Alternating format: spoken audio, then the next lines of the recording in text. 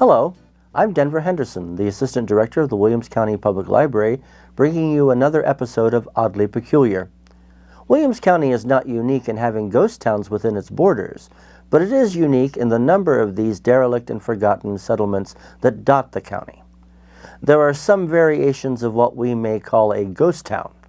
A true ghost town is where nothing is left of the original community, no structures or no people. Denmark in St. Joseph Township is an example of a true ghost town. Then we have semi-ghost towns, which is a settlement whose population and businesses are less than 10% of what they were in its prime. West Jefferson in Jefferson Township is an example of a semi-ghost town. And finally, there are paper towns. These are towns that were plotted and recorded but never became a reality. Williamsport in Brady Township is a famous Williams County paper town. Like the towns that we see today, ghost towns in all their forms have stories attached to them, and I would like to tell two of the stories from these settlements that have receded into memory. The first story is from Clarksville, a ghost town in St. Joseph Township.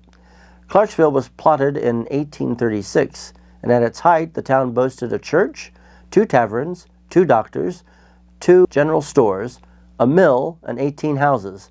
It also had a Native American population. The Potawatomi people and a few Miamis remained in the area at this early date. The story is told that a Native American named Baya had a long-standing beef with a fellow native named McGinkey. While the two managed to avoid each other, one fateful day they found themselves face to face in Clarksville.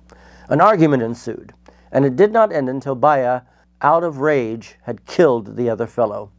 A great council of the tribe was called to deal with this breach of peace. After much deliberation, Baya was given his fate: either leave the tribe within 10 days or face execution. Within 24 hours, Baya was nowhere to be found. And by 1839, all the Native Americans had been forced to leave the area for a squalid reservation in Kansas, the cries of sorrow echoing in the forests of the region.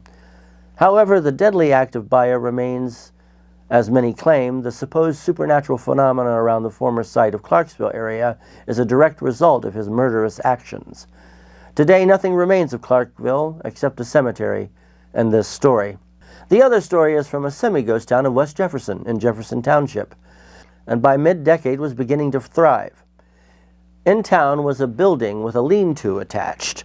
The first section of this building held the post office. The second section was a store. The owner of the store sold whiskey by the drink, and the lean-to acted as tap house for booze storage.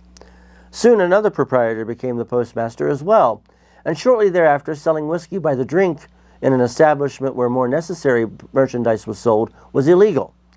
The postmaster had a clever and profitable solution.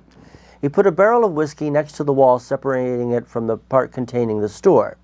Against the store side of the wall, he placed a grandfather clock. Then he drilled a hole through the back of the clock and the wall and into the whiskey barrel on the other side. Through the hole, he placed a straw made from an elder stem, just below the clock face. Then a thirsty soul entered the first room, the post office. He would ask the postmaster the time. The postmaster would direct him to the next room where the clock was. This person would open the clock door, and a distinct sucking sound was heard. Near the clock was a cash box. The postmaster was eventually arrested for selling whiskey by the drink. He pleaded innocent, saying that he had not sold the whiskey, and the cash box was there just for donations for charity. He also stated that he didn't dispense whiskey by the drink, but by the suck. This seemed to satisfy the court, as he was acquitted. Though these ghost towns and many like them no longer remain, their stories from their existence continue to fascinate, entertain, and strike us as oddly peculiar.